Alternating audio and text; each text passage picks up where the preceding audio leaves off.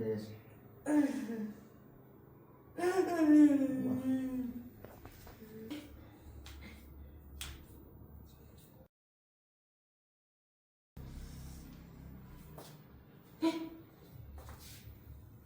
गर्दन टेढ़ी छोड़ दो।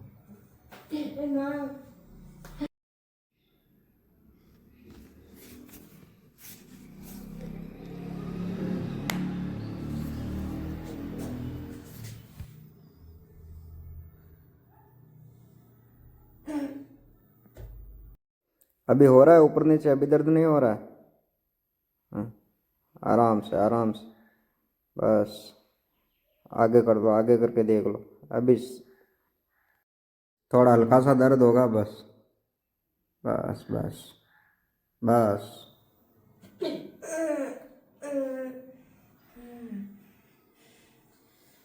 5 मिनट रुक जाओ।